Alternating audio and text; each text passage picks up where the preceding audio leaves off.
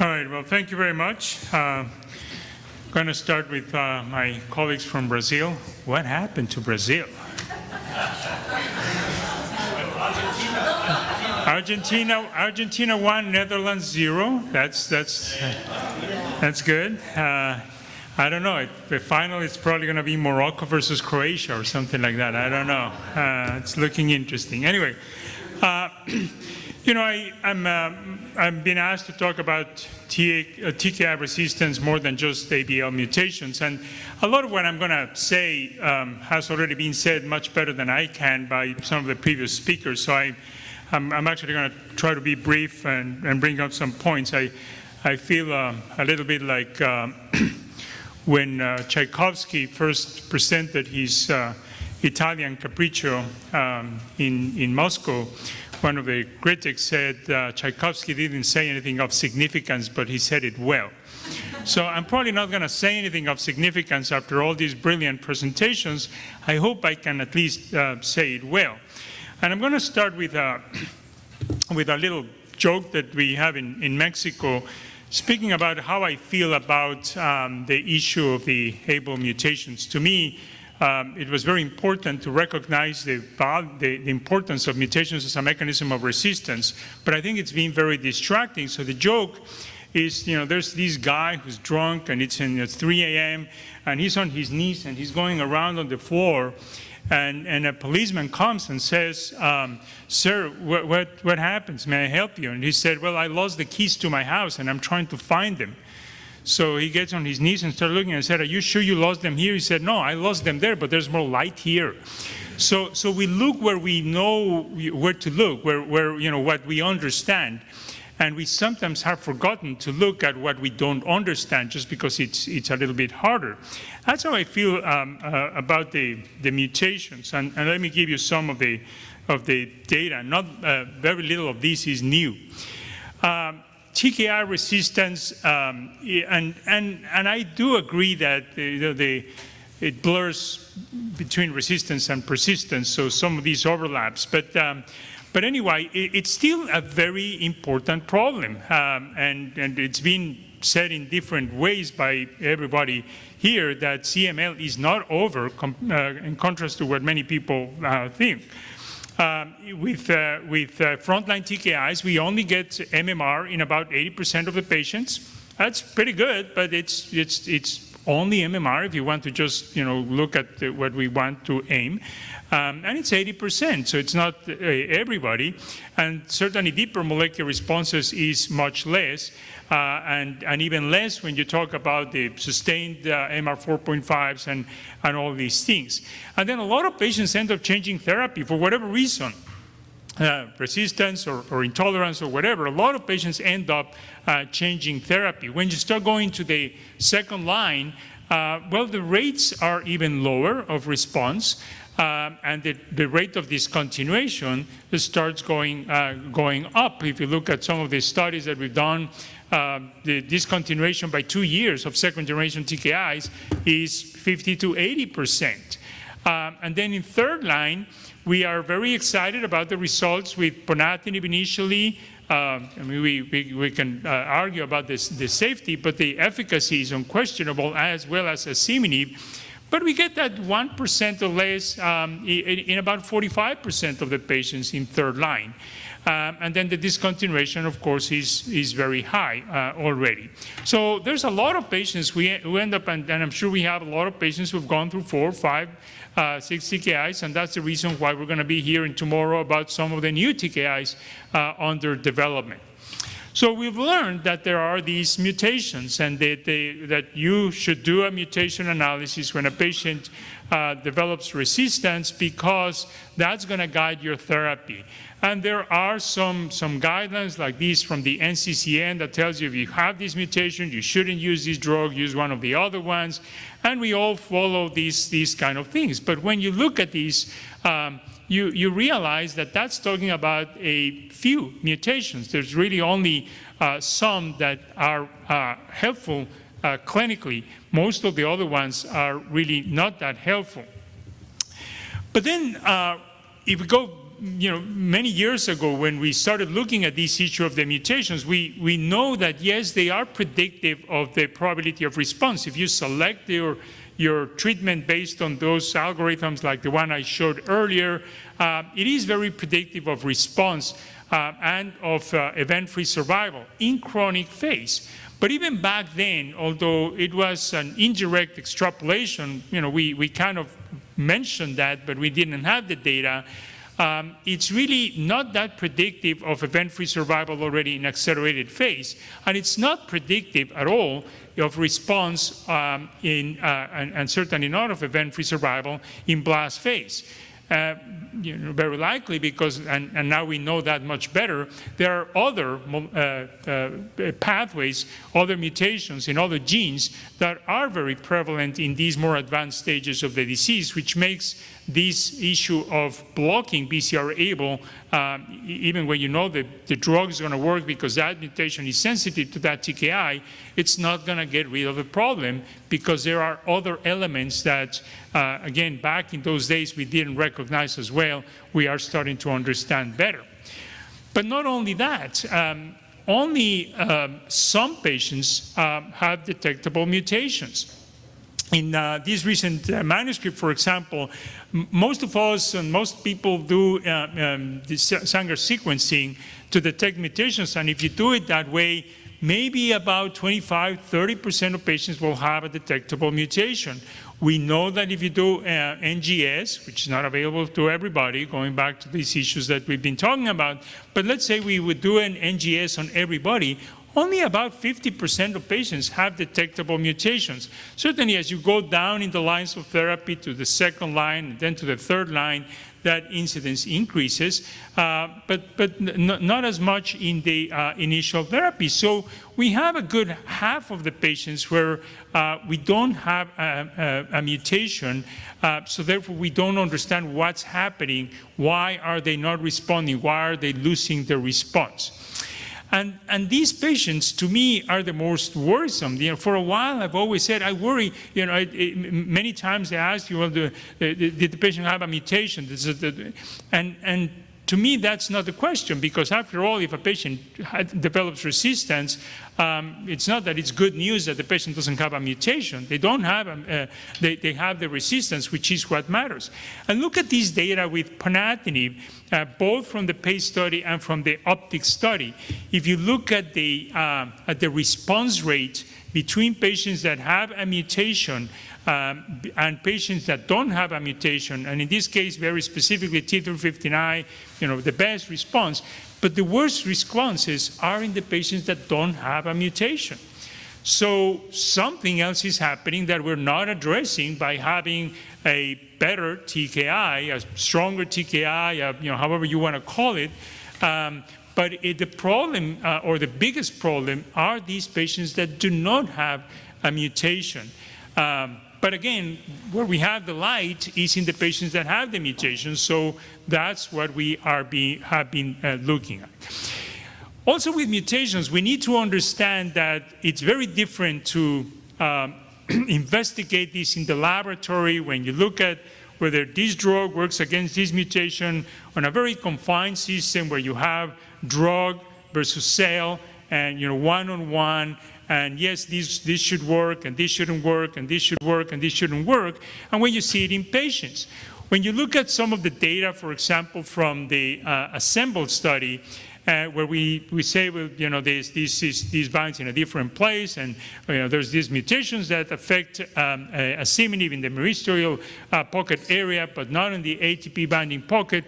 But when you look at the mutations that we start seeing emerging on some of the patients that develop resistance, look at M244V, F359V. Those are mutations that are typical for the traditional TKIs, for the ATP competitive binding TKIs, and that's not what we were thinking when we were developing the asciminib concept. So why is that? Well, again, because this is much more complex than the one-on-one. It has to do with many other factors than just that drug, and the same thing happens on the patients that have the T359, but here we also have the issue of, and this is still mutations, but the compound mutations which bring these to a different dimension than just the mutation itself. And of course, we are much more thinking about selecting the drugs based on a mutation, and we know that these compound mutations are tough.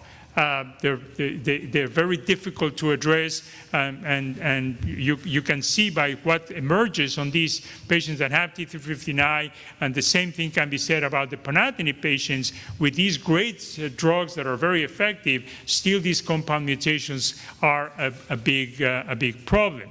So look, for example, what happens there on 359 on this map that we've all seen for many years about asciminib.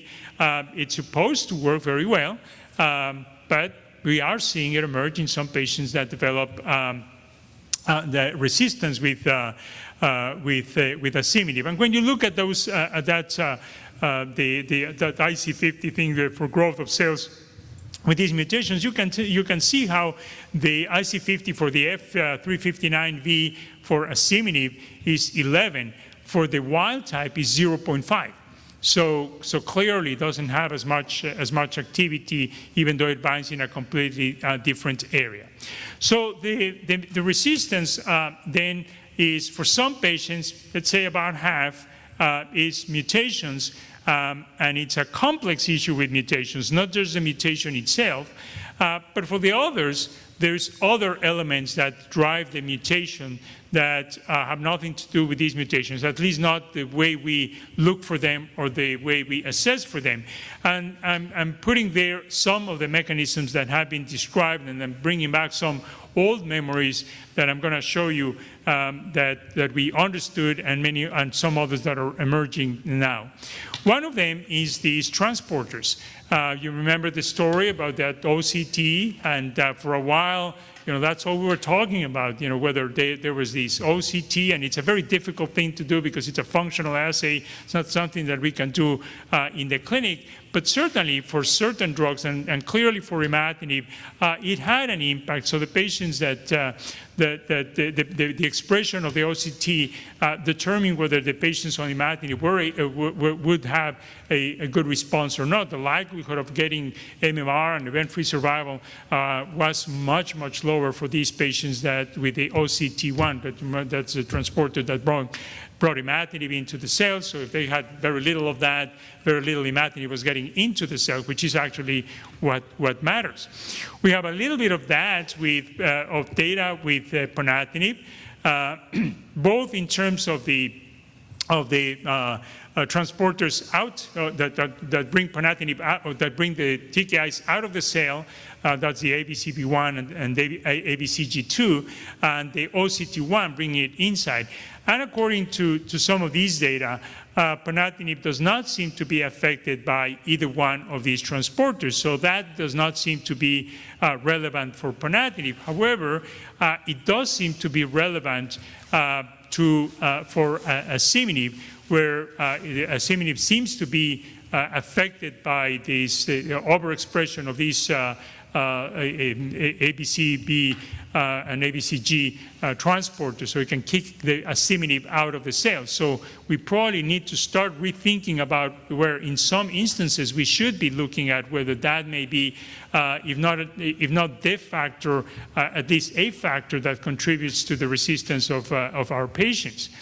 Then you may recall, and I'm going here way earlier, when we started seeing that mutation, that resistance with imatinib, this concept of the activation of Src kinases became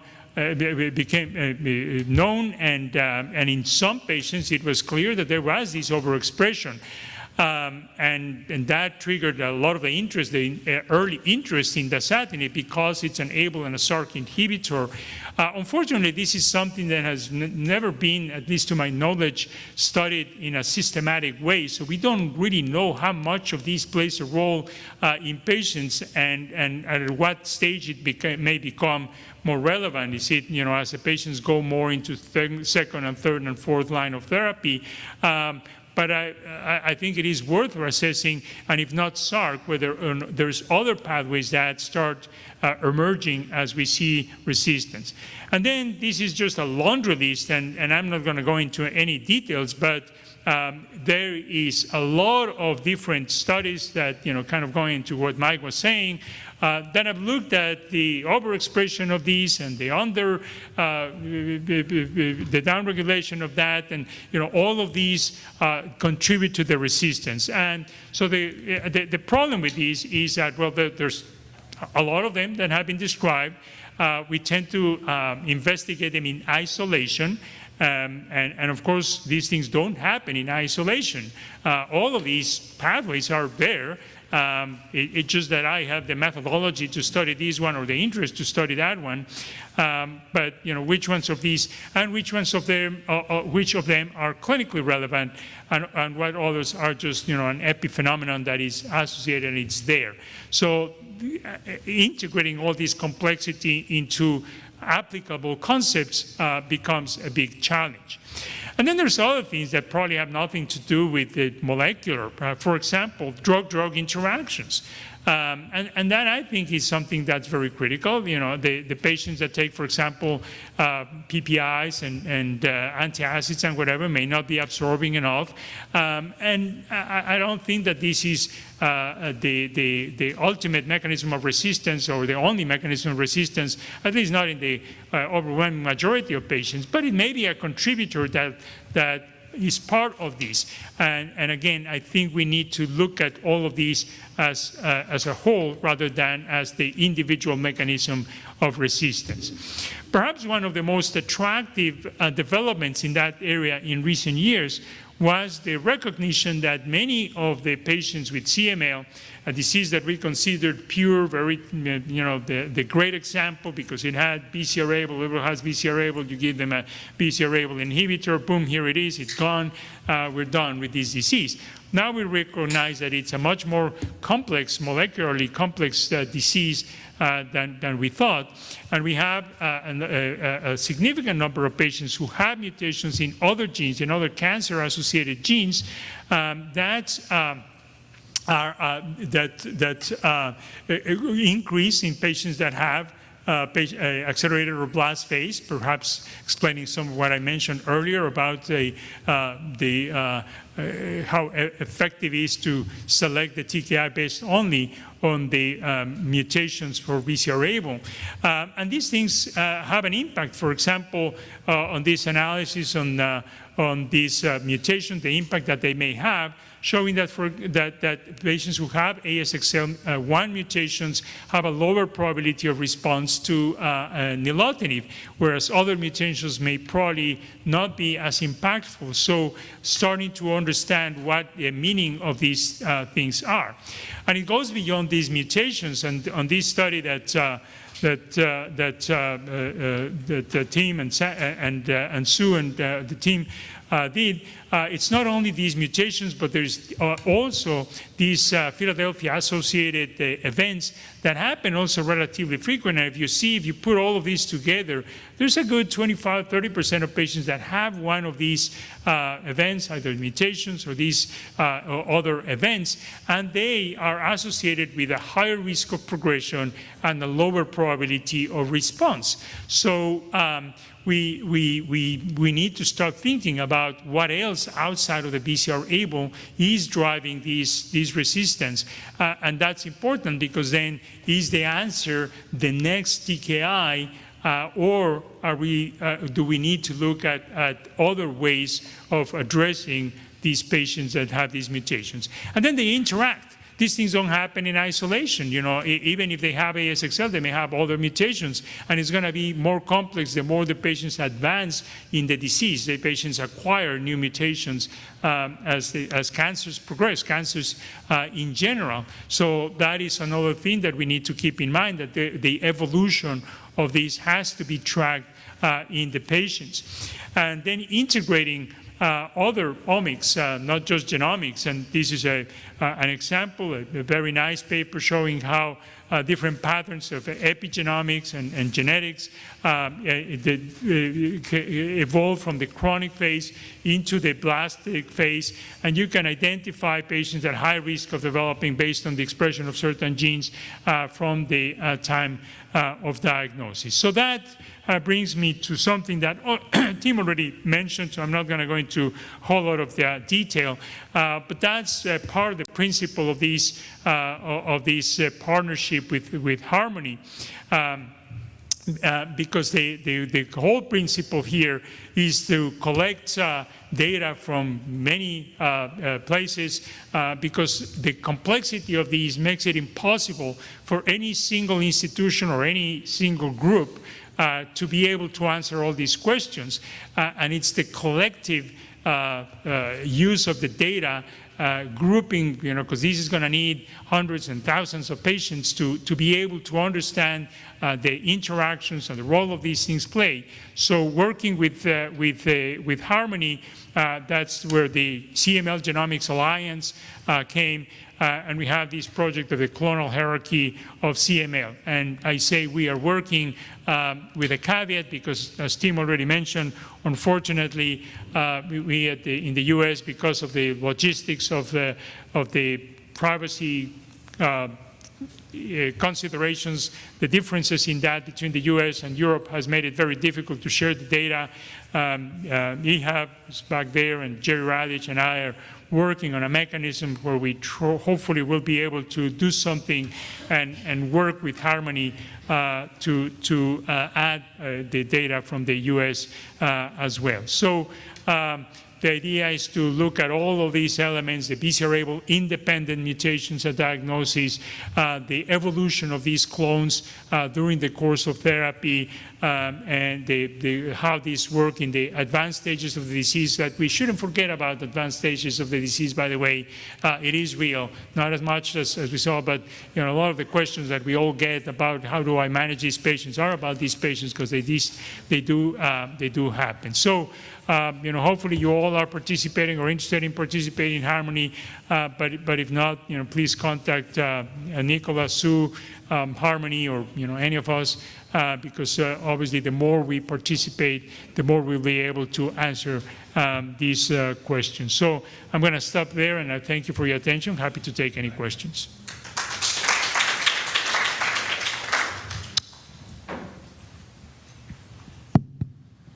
Okay, great. Thanks. That was great coverage of a really challenging area. So that was a very nice lecture about cancer, right? I think it is a cancer. No, seriously, it is. And it's a cancer that's uniquely, but not exclusively, dominated by a single mutation, right? Yeah. But everything you said is relevant to the cancers that we would spend, we do Monday for CML and Tuesday, Wednesday, Thursday, Friday for the rest of them, where all these additional mutations, all of these drug transport mechanisms occur in stem cells, and stem cells from different organs are smart in that they want to survive, and they have the ability to accumulate mutations or different biochemical pathways. And I've always felt that CML is no different once it escapes or once BCR-ABL control is not sufficient. So it is interesting that ASXL1 pops up, but it's a myeloid malignancy, right? Right. And so it's something that is associated with myeloid differentiation. But what's humbling about this comment is we haven't been able to figure it out for most cancers, right? For example, ASXL1, oh crap, we're going to transplant it in AML, right? I mean, that is the sort of logic. And that's approximately, I think, the message I'm hearing from these lectures about, well, other mechanisms of resistance, et cetera. It's cancer. Yeah, you're absolutely right. I think that the difference is that I think for many, I don't think it applies to anybody in this room, but for many, we stopped respecting CML as a cancer. We thought that, it's just very straightforward. It has BCR-ABL. You give them, whatever TKI and they're fine. So we stopped thinking about it as a cancer. And that's been part of the mistake, because that's what's prevented us from getting, to get better responses, anywhere from, better of the deeper molecular responses to more TFRs and TFRs and all these things. So I think that the good thing about this is that it's making us think again about it as a cancer and say, this is more complex than we made it feel. And if we don't pay attention, sooner or later our patients are going to be in trouble. No, I agree, but I'm now a little bothered by the message from the meeting. I think we should be incredibly proud of what's happened. We should be overwhelmingly proud of what's happened. I'm not the only one in the room who's old enough to remember that if you couldn't get a patient to transplant, they were gone in 3 or 4 years. What's happened is extraordinary. It's certainly appropriate to nip around the edges and to try to make things even better. But I think the CML community should be ecstatic and proud, and particularly proud, and I think the iCMLf has a lot to do with this, in extending these benefits to less developed countries. I absolutely agree. I think we should be externally proud, but we shouldn't drop our guard, because we still have work to be done. And if we just by feeling proud we say, good job, we're not going to finish the job. And there's still a lot of work to be done from those who don't have access to drugs, which is a very important problem, to those who can never get to the TFR and those things. So incredibly proud of the work that's been done, but we shouldn't drop our guard. Sure. Yeah, exactly. I just don't think that we have unique frustrations compared to other oncologists in terms of disease when it advances, because it's stem cells misbehaving. Yeah. Andreas. You started your presentation with BCR-ABL mutations, and you compared the Sanger sequencing with next generation sequencing. I think when we do this regularly, we in most cases forget the quantification. When we want to explain a given resistance for the time being, then of course we expect the majority of the clone, of the BCR-ABL positive clone, should be mutated. Otherwise it's not the cause of the resistance. And therefore next generation sequencing cannot improve this finding, because it's when we have more positive cases, it's low level by definition. That's a very good point. By definition, and in most publications and presentations, that's forgotten. We can predict the outcome of a patient when we find a low-level mutation. We can predict the response, we can predict an imminent resistance and so on, but not explain the current resistance. I think that's an important point for consideration for our interpretation of our molecular data. Absolutely, and I'm glad you make that point that I should have made, but it further expands to the point that we're too focused on the mutations and what happens when that represents a small clone. So absolutely, thank you for making that point. Hi, my name is Joni Clements. I'm a patient, I'm not a doctor. And I'm looking around this room, and I'm going to cry. I'm looking around this room. I am a 21-year survivor of CML. It's people like you that have saved my life. You ought to be proud. I have a group that's extending throughout the United States that are living because of you, because of your care. You want us to live, you want us to be well, you want us to have quality of life, and keep going. We need a cure. I'm on the same medication for 21 years. You can guess what it is. I have side effects every day of my life, and I get, take care of those, and then I go on with my life because I can, because you've allowed me to do that. And I have, my last words, my proudness of my life. I have 6.5 great-grandchildren, and it's because of you that I can take care of them. Thank you, each and every one of you. That's a great way to end our presentation. Thank you very much.